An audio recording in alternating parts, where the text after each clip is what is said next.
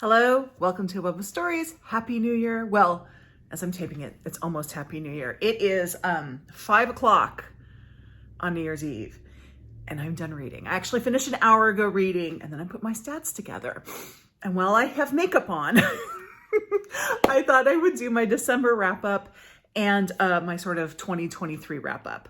I'm just combining them because I'm not going to go big deal into 2023. I'm just going to go over a couple stats. But let me get my right thing up here. December was an amazingly good reading month for me. Although I will say the stats are a little bit misleading because kind of right at the end of the month, I started reading a bunch of Kindle singles because I didn't want to start a new book, but I wanted to read something in whatever various place where I was. So I do have some novellas right at the end, but I did complete 22 books this month. I also had 2 DNFs, although one is a soft DNF. The first DNF I had was Blood Sisters by Vanessa Lillie. I talked about this in an earlier weekly wrap up. It's a mystery. Oh, my lighting thing is doing weird stuff today, so sorry. I think you just got a flash of light. I didn't find it especially well written. The mystery might turn out to be really good. I didn't get far enough into it. I think I DNF'd it about a quarter of the way in. But the writing wasn't doing it for me. It was one of 3 Indigenous books I was reading at once, and it was the least satisfying of the 3. So that doesn't help. Also, there's some similarities between Blood Sisters and Shudder by Ramona Emerson, which I read earlier this year, which was not a perfect book for me, although I did enjoy it. I don't think it was quite up to what I had heard about it, but I enjoyed it. But in every one of those my thing is blinking. I'm sorry. Every one of the similarities between those 2 books, Shudder was better. So it wasn't worth it to me to continue. The second book I have, which is a very, very soft DNF, is a novella called Rizzio by Denise Mina. I heard about this from Sarah at Roadworthy, and I had put it on hold with Libby, but Libby said unknown wait, which I don't even know what that means, but it popped up in my Libby account just a couple days ago. So I thought, oh, okay, well, I need a novella to read right now. So I started to read it. And I realized pretty quickly it wasn't what I wanted to read right now. The writing, and it's been a long time since I read Wolf Hall, but the writing reminded me of Wolf Hall. And it's also subject matter. It's about the assassination of the aide to Mary Queen of Scots. But it just was one of those books that requires a little more brain functioning than I wanted to use at that moment in time, just at the end of the year when I'm wrapping things up. So I'll probably go back to it in a couple months. Just wrong time. Probably the right book, just at the wrong time. My average rating for this month was 3.8, so that's a B+. That's very good. My breakdown is I read 10 print books, 11 ebooks, and 1 audiobook. Now, as I'll go through the genres, again, I don't consider classics to be a genre, so I usually give them another genre, like whatever they are, if they're historical fiction or whatever. But I do break them out and let you know what I read, which were classics. That light is going to drive me freaking crazy. Sorry. So the classics I read this month, and there's quite a few actually, are We Have Always Lived in the Castle by Shirley Jackson, A Deadly Affair by Agatha Christie, which itself is not really classic. It's a collection of her short stories, but it's a newer collection. This isn't a collection that was released in her lifetime. The Life and Times of Santa Claus by L. Frank Baum. The Mysterious Affair at Styles by Agatha Christie, which was her first novel. The Yellow Wallpaper and Other Stories by Charlotte Perkins Gilman, and Villette by Charlotte Brontë. Now, as for the genres, 7 fell into general fiction, which is kind of contemporary fiction or just something that doesn't fit into anything else. I had 1 fantasy, 4 historical fiction, 2 horror, 4 mystery, 3 thriller, and 1 current events / politics. Now I'm going to go through the books by grade, starting lowest to highest. And as I've said before, I grade on a letter scale, so A to F, just like you would get in school. Then these grades correspond to a star rating, which is what I put into Storygraph and Goodreads and all that. So I'm going to start with my books that got a C, which is the lowest grade that I gave this month. And the first one was The Christmas Guest by Peter Swanson. This was a novella. it didn't work from the beginning. The voice was all wrong. Just wasn't then in the second half of the book, it morphed into something that I didn't feel was earned. I am going to chalk it up to an accomplished writer who's just trying something new and it didn't work. And the second one should not be a surprise. Villette. C is probably generous, honestly. Don't like this book. Don't like it at all. And I'm pretty sure I just blocked it out from when I read it in college because I didn't remember any of it. Yes. Not Jane Eyre at all. Not even close to being Jane Eyre. So I am still planning to reread Shirley and the Professor. I'm not sure when. I kind of want the stink of Villette to come off me first.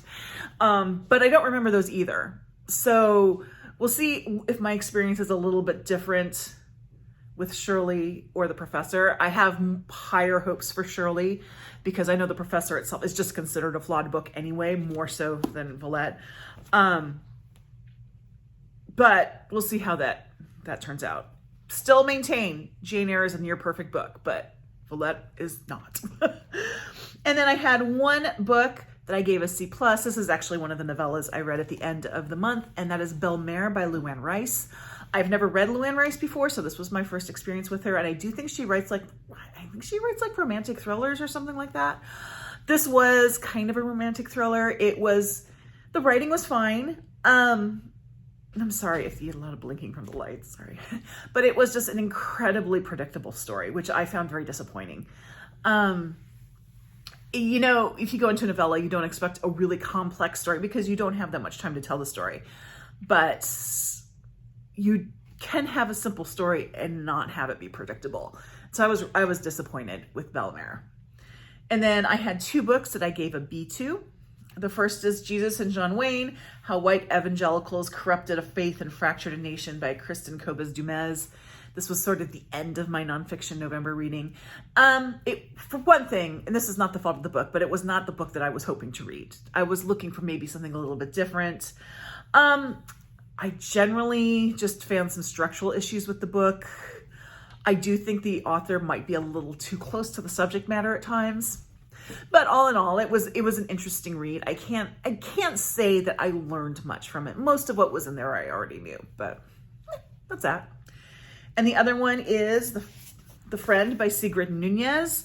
I started out really liking this book. I did know going into it that it is not a plot-heavy book by any stretch of the imagination, and I'm fine with that. But it became very MFA the farther it went on, and I didn't have patience for it. I still gave it a B based on the writing quality of it, because it is very well, I mean, the prose is beautiful. I also, my bookish best friend listened to this book shortly after I read it. She had a very different experience with it. So it might just be the way it hit me at the time. And then I had two books that I gave a B+ to. The first is The White Lady by Jacqueline Winspear. This is historical fiction. It's kind of a historical thriller. Covers both World War II and World War I and after World War II. And I don't know if it's the beginning of a series or not. I thought it was going to be the beginning of a series. The way the book ended, I'm not so sure, but who knows? It was very enjoyable. It was just an enjoyable romp. And then the next one is another novella that I read at the end of the month, and that is Stockholm by Catherine Steadman. This is the first I've read of Catherine Steadman, although I do have The Family Game. I really liked her writing. I felt that there were details in this book that made the premise kind of ridiculous, if that makes any sense. The premise itself was fine, but then you add in these details and it just doesn't work. But I did think it was well written. She did a really great job with creating a sense of place. So I will continue to read Catherine Steadman after reading that one. And it A's. Now we're getting into the heavy duty ones, and this is how my month was so good. So I have 2, 3, 4, 5, 6, 7, 8, 9, 10 books that I gave an A to.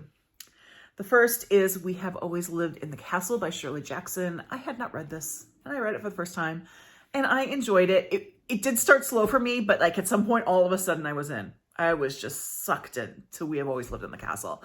Definitely worth reading. I don't know why I never read this in school. don't know. It was a great book, a great story. It's more of a novella. And then the first of a few short story collections, I have A Deadly Affair by Agatha Christie. As I said, this is a collection that was put together recently, but they're of her short stories, and you have, you know, all of the different detectives are featured, plus some standalones. Admittedly, I only read the stories in here I had not previously read, which meant I did not read the Perot or the Marple stories because I had already read them.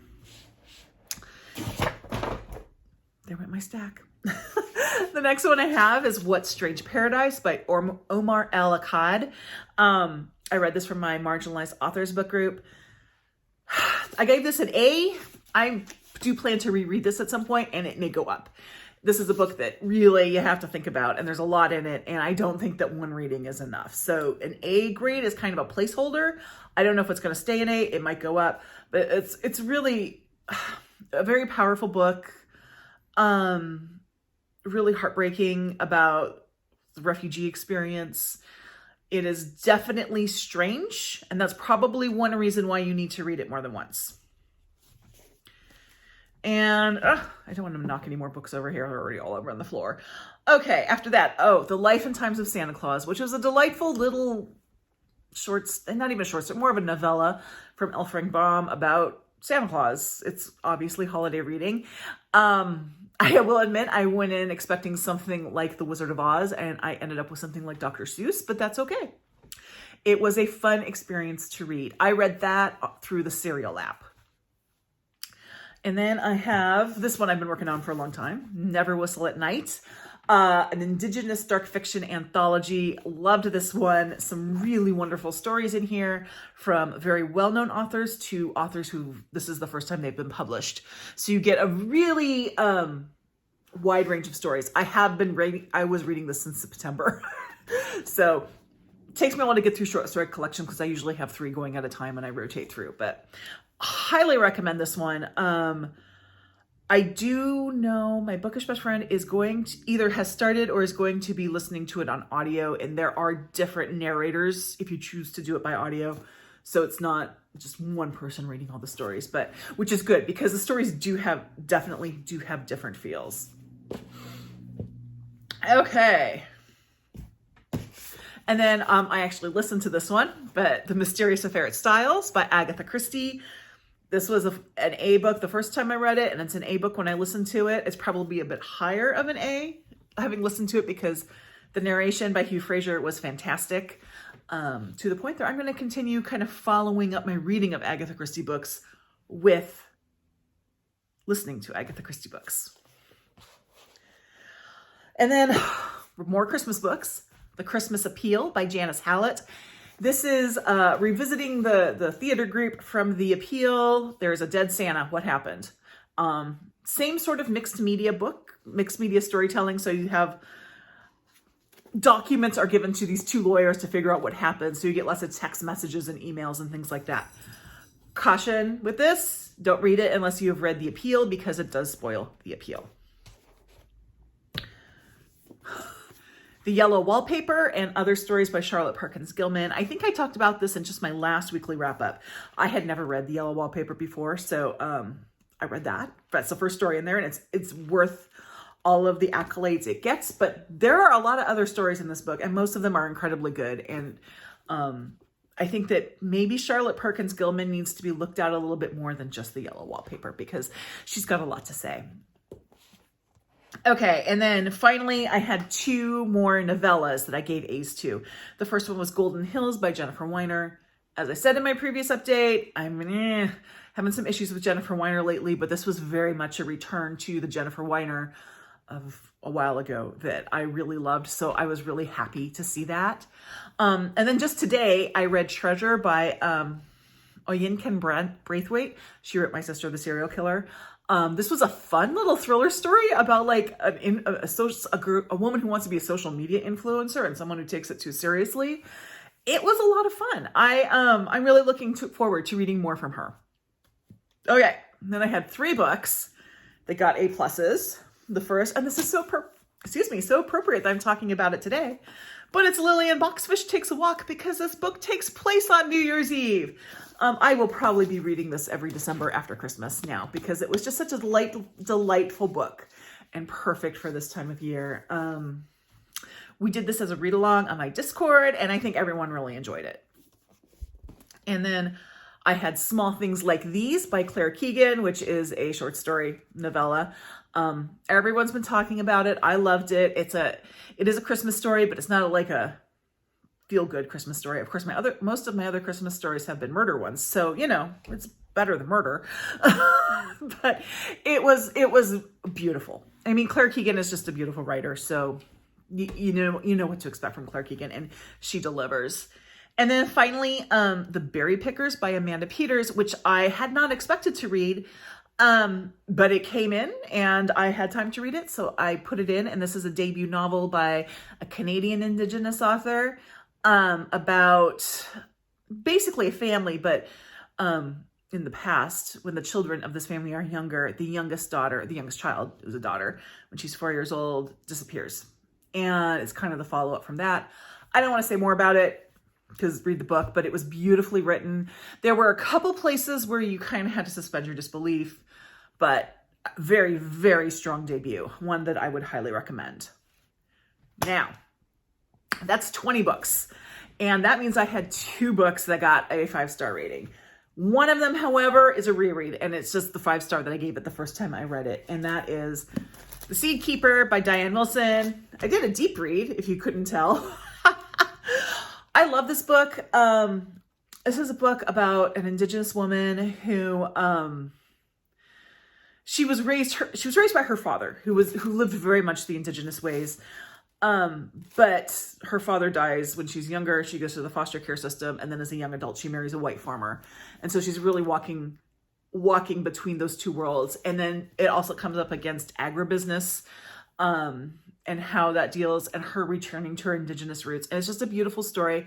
Very powerful. I enjoyed it more the second time I read it, and I am looking forward to discussing it with my book club next week. Now, cautionary tale for y'all. I am usually really good about not doing my top books of the year until the next, the year is actually over. Although this year, because I needed something to do for a 5 on Friday, I did do my top 5 books of the year. And then, of course, I had a 5-star book. I had a 5-star read after that.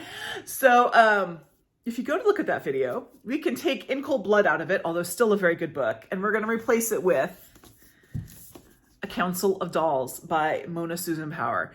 I am debating whether or not I should do a standalone review of this. The reason I'm reluctant in doing it is that this book is very hard to explain in a way that makes it sound like, doesn't make it sound like something that it isn't.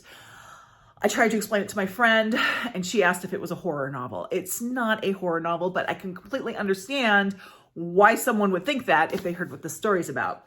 So bear with me. We're following 3 women. So it starts with a girl, and then we go back to her mother as a child, and then her grandmother as a child. Each of these girls have a doll, and the doll talks to them. I mean, it's a different doll for each kid. And the doll talks to them and has like magical powers. There's also this like ghost creature that shows up. And yes, so it's hard to explain, but it is an absolutely breathtakingly gorgeous, beautiful book about generational trauma, but also overcoming generational trauma. About finding your own way in the world. And it's so unique. I can't, as I said, I hesitate to describe it because it sounds like something it isn't, because it's so unique and so different. And this book needs to get into more hands. It was longlisted for the National Book Award, and I knew of it at the time. I had actually pre-ordered it only because I went to the Birch Bark bookstore website, and they were talking about this book, so I pre-ordered it because I was putting in an order for something else. I found out later that my connection, I was connected to the author's literary agent for this book. But I know that when it was longlisted for the National Book Award, a lot of people said, I've never heard of that book. now you have, so go read it because it is amazing. I highly, highly, highly recommend this book. More people need to read it. And this one. So those are the books that I read in December. As for read-alongs and events, for the FOMO book club, I read We Have Always Lived in the Castle. And then for Remember December, my 3 books were The Mysterious at Ferret Styles, which was for reading a book in a different format. So I did the audio this time of it. Villette, which was to read a book that you don't remember, or I think in my case, blocked out. And The Seed Keeper by Diane Wilson, which was to read a book to see if you still feel the same way about it. And I do. So there you go. As for my yearly stats, this is kind of the end of this, and then I'm going to go into my year review, but my goal was 144 books this year, and I read 196. So kick that one out of the water. Now, as for my review, I am not going to go so much into my goals for last year. I only had 3. One was the reading goal. One was like a certain percentage of own voices, and I will cover that. And one was to like a way of decreasing my TBR, which I failed miserably. But I'm just going to go through some of the stats that I had. So as I said, in 2023, I read 196 books. And that translated to 53,767 pages.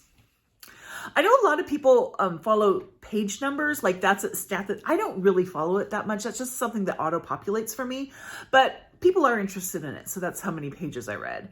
I do have a stat on here that I listened to a little over 121 hours of audiobooks.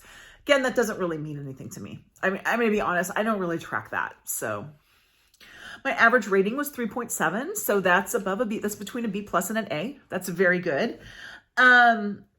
Now my goal for Own Voices reading was to read at least 30% of my reading would be Own Voices. And I was 31.1%. So I made that one. My goal for 2024 is 35, which is going to require me to be a little bit more intentional about it. I think it's going to be easy to do. I just need to be intentional about it.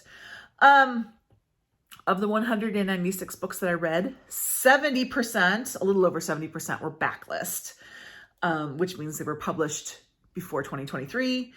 My average, let's see, is that my average page? Oh, my average page size of book was, and this goes into a video I did recently about how I read so much, but my average book size for 2023 went down quite a bit since I did that video because of all the novellas I read, but it's about 274 pages. So as I said before, when I did this, it was like 300 and now it's like 274. So, 275 to 325 is sort of my average book, but I read all different sizes. So that doesn't really mean anything except when you're trying to say, how the hell did she read 196 books? That's one way I read it. As far as my percentages for formats, 47.4% were print, 42.9% were ebook, 9.2% were audio, and then I have a 0.5, which is multiple formats. And I had to think about that, and I remember that was that tightrope book that I read where I initially got it out of the library digitally, and then the print copy went in, so I did both formats. So I'm going to scroll over in here in my spreadsheet. I'm going to pull up some other kind of interesting little tidbits that I have that I can share with you for this year. I'm never really sure what I want to share and what I don't want to share, but we're going to kind of just walk through this. I had a 3.9% DNF, which is small. I don't want to say that I have a goal in 2024 of DNFing more. I think my goal is to feel okay about DNFing more. As I've said, I've posted before about how I don't like to DNF, or I don't feel okay DNFing. I support DNFing with other people, but for me personally, I don't do it very well. As for fiction and nonfiction, 90.8% was fiction, 9.2% was nonfiction. I set a goal. I have to look and check it up. I think it was 15% nonfiction next year. We'll see. I'm going to do the BookTube prize for nonfiction, so that will help a lot. 97.4% of my reading was adult books as opposed to young adult. children. That's not that interesting. My most read genre was mystery, followed by historical fiction. And that's very typical of what I read. Mystery and historical fiction are my two probably biggest genres. Trying to see my largest, I have a lot of different recommendation sources, and my biggest recommendation source would be my bookish best friend. I got 9.2% of my books I labeled to be from her. And if I didn't like them, I let her know it. We do talk about books and we have similar tastes, but we don't have exact tastes. So there are times when we really don't agree. Like The Friend by Sigrid Nunez, we didn't agree on. The most, let me go over here. 56.1% of the books that I read this year were books that I owned. So, I mean, that sounds great, except for I bought a lot of books. So, you know, it's maybe not as good as it sounds. But we're going to be working on that for next year. And I will get back to my number next year in just a minute. I'm going to close with my TBR. And finally, I read, as I said, 31.1, I think, percent of my books were own voices. To break that up, I am actually really surprised looking at this because I wonder if this is even right. I'm using the currently reading spreadsheet. I need to go check that because that doesn't make a lot of sense to me. But it says that 40.7 were Asian, 29.6 were Black writers, and 18.5 were Indigenous plus some other ones. I would have thought Indigenous was the highest, not Asian, but that's what the spreadsheet says. There could be a formula that's not quite working right in there. And let's see. 77% of the books I read were written by female authors, 17.9 by male authors, 3.1 it says other, which is usually multiple authors, and 2% were by non-binary authors. Now, as for what I have on my shelves, I think that my numbers that I have been reporting all year are a little bit off because when I started putting information into a new spreadsheet for 2024, I found some errors. So I'm going to go by what I have in that spreadsheet as opposed to my 2023 spreadsheet, which is why I didn't tell you like if, you know, where my counts were because they didn't match up right because I found some errors. But I currently own 829 books that I have not read. My goal for 2024, at the end of the year, December 31st, 2024, is to have that number be 828 or less. I don't care what the makeup of those are as far as print and digital audio. I don't care. I just want that number to be at least one less than it currently is. So I have 829 books I own that I have not read. Of those, 232 are print. 526 are ebook, and I can break that down into 156 of them being on my Kindle and 371 being on my Kobo. And then I have 71 that are audiobook. I need to go through those again because I have audiobooks I don't think I'm ever going to listen to at this point. That's part of the problem when you have something like an Audible or a Libro subscription is those credits don't feel like money, so you don't feel like you have to listen to them right away. So I need to be better about that. But anyway, those are where I am with numbers. My goal next year is 128 or less, 828 or less. And yeah, so we'll see how we go.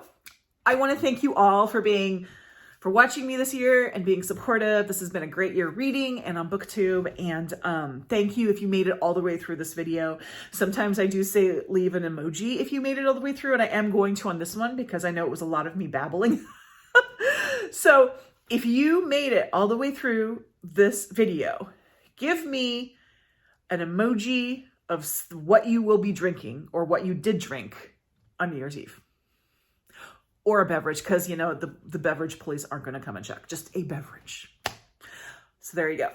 Thank you very much. Happy New Year. Feel free to like, subscribe. Feel free to join my Discord. Information's down below. And I'll see you again. Thank you.